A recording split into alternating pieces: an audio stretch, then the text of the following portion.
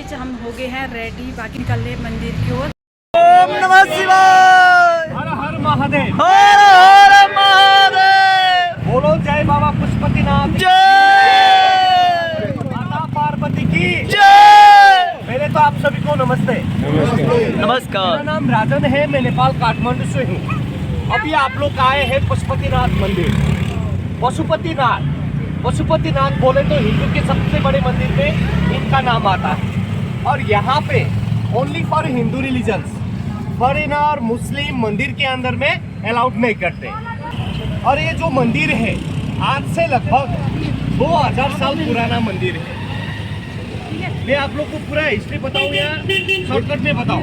History व्याख्यान तो कीजिए। सुनिए, जैसे महाभारत में पंच पांडव और कौरव का लड़ाई हुआ था, उस लड़ाई में पांडव के हाथों से उनके भाइयों के साथ साथ में कई ऋषि मुनियों का जान गया था। और इस वजह से पांडव लोग हम ऊपर ब्रह्मा हत्या का आरोप लगा। इस आरोप से मुक्ति पाने के लिए पांडव लोग चले गए भगवान कृष्ण के शरण में और जाके बताया इतने बड़े कुरुक्षेत्र की लड़ाई हुई, इनमें कई लोग मारे गए, उनमें से हमारे भाई लोग थे, ऋषि मुनियों थे, और इस वजह से हमारे ऊपर ब्रह्म हत्या का आरोप लगी है। इस आरोप से मुक्ति पाने के लिए हम लोग क्या कर सकते हैं? तब भगवान कृष्ण ने बताया ये मेरे बस की बात नहीं है, आप लोग जाइए भगवान शंकर के शरण में, वो ही आपका समस्या का हल करेंगे। तब पांडव लोग वहां से चलते हैं कैलाश की ओर। भगवान शंकर तो अंतर्यामी, उनको सब पता चल चुका था कि पांडव लोग मेरे शरण में आ रहे हैं। तब उन्होंने क्या किया, पांडवों को छल करने का बहाना ढूंढ लिया और खुद भैंसे के रूप धारण करके, माया रूपी भैंसा हजारों में खड़ा करके जंगल की ओर जाके बैठे थे। जब पांडव लोग कैलाश पहुंच के वहां पे देखा तो भगवान शंकर जी नहीं थे, माता पार्वती थी। उनको सब बता दिया गया कि ऐसे ऐसे करके हम लोग भगवान शंकर के दर्शन लेने आए हैं, वो अभी कहाँ पे है। तब माता पार्वती ने बताए वो किसी जंगल की ओर जाके बैठे हैं, जाओ जाके ढूंढ के उनका दर्शन करो। तब पांडव लोग कैलाश से रवाना होते हैं जंगल की ओर। जंगल तो बता दिया था, लेकिन इस दिशा पे किसी को मालूम नहीं था। कुछ देर तो 5 भाई भटकने लगे और उसी बीच युधिष्ठिर ने एक उपाय लगाया और 5 भाई 5 तरफ से फैलने लगे। जाते जाते जंगल के बीचों बीच एक भैंसे की लाइन खड़ी दिखाई दी और युधिष्ठिर को पता चल गया कि भगवान शंकर ने अपने भेष बदल के इसी भैंसे के ग्रुप में शामिल होके बैठे हैं बोल के इनको आदेश देने लगे। भीम, आप ऐसा करो, एक पहाड़ के ऊपर जाके अपने दोनों टांग खड़ा करके बैठ जाओ। और भीम भी वैसे करने लगे, एक पहाड़ के ऊपर जाके अपने दोनों टांग ऐसे खड़ा करके बैठने लगे। और बचे 4 भाई लोग उन भैंसे को भीम के टांग के नीचे से एक एक करके भेजने लगे। सब भैंसा उनके टांग के नीचे से चले गए। लास्ट में एक बाकी रह गया था, वो इधर उधर भटक रहा था और युधिष्ठिर ने देखा, उसको पता चल गया कि ये भैंसा शंकर रूपी भैंसा है, क्योंकि कोई भी भगवान मनुष्य के टांग के नीचे से नहीं जाते।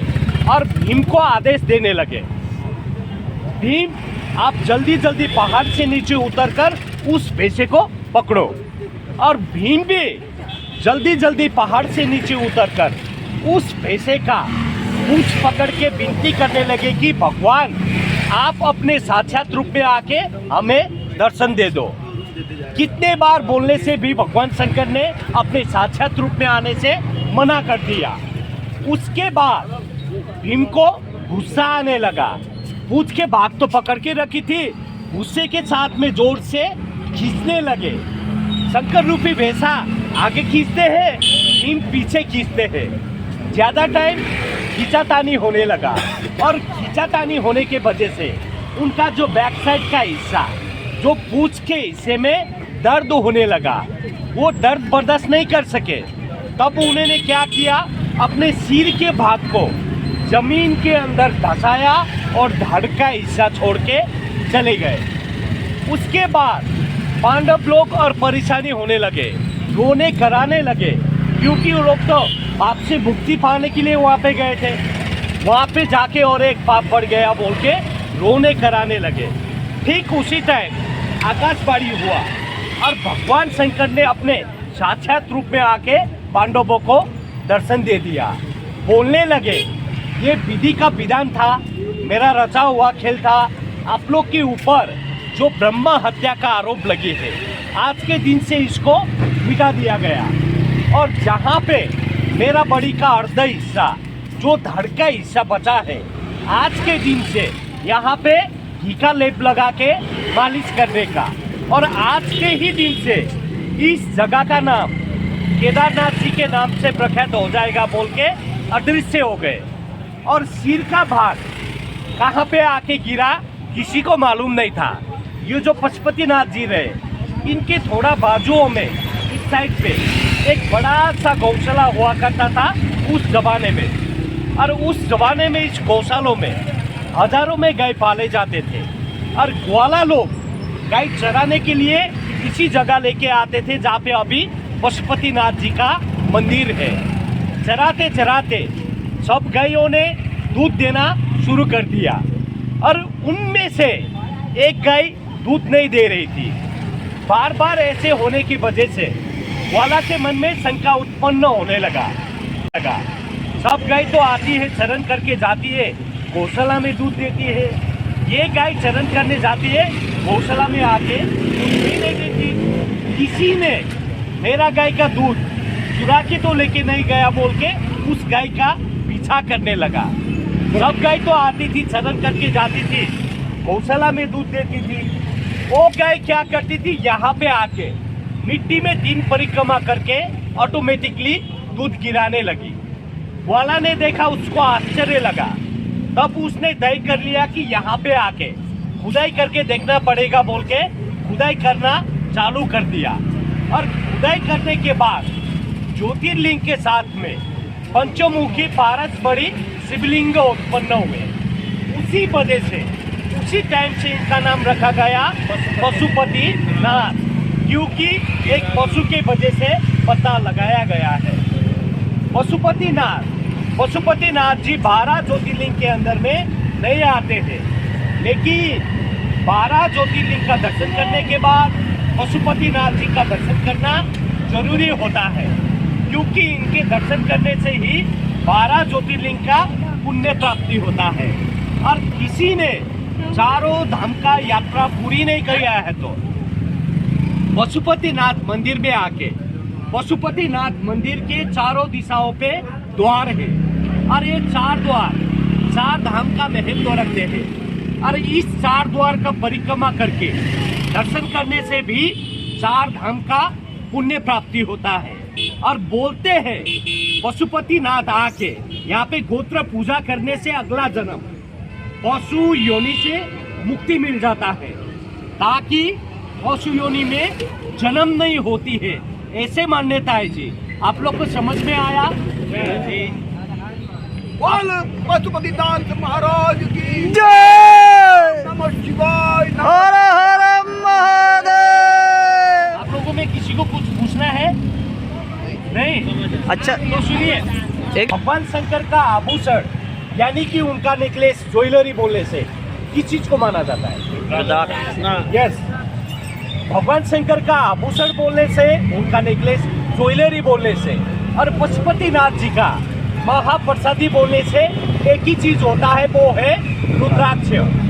और पशुपतिनाथ मंदिर में जितने भी हिंदू यात्री इनके दर्शन में आते हैं, यहाँ से प्रसाद के रूप में रुद्राक्ष ही लेके जाते हैं।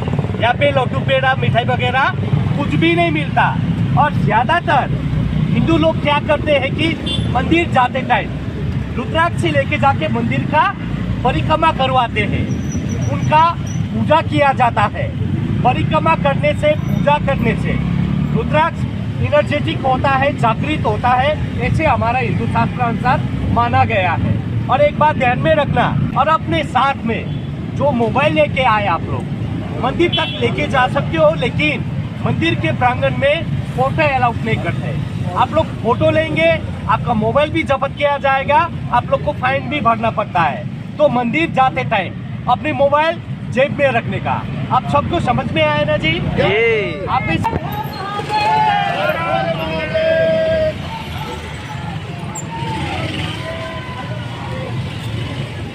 होटल के आजू बाजू में अब यहाँ पे लैंड फोन कौन सी होगी?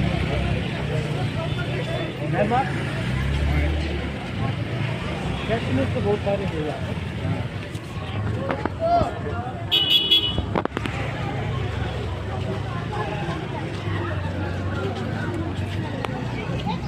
मोबाइल अंदर बंद करना होता है या यहीं पे? अच्छा।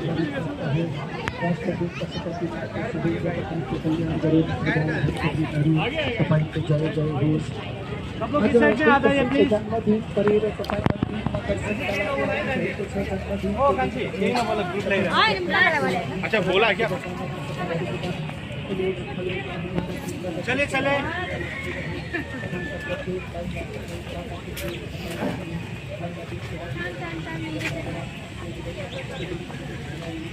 बैक कैमरा ले लीजिए। बैग नहीं है अभी ना। टच कर मुझे दान करो गरीबों में।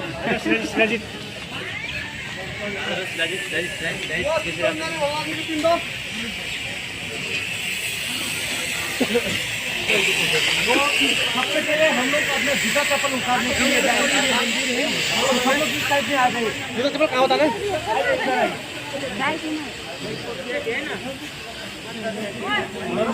नीचे देखो।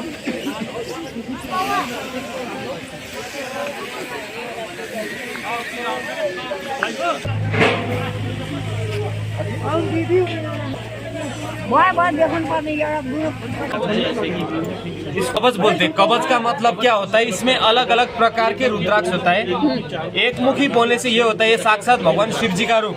एक दो मुखी होता है माता पार्वती लेडीज मेंबर्स के लिए। तीन मुखी होता है माँ सरस्वती ये बच्चों के पढ़ाई के एजुकेशन के लिए। चार मुखी भगवान ब्रह्मा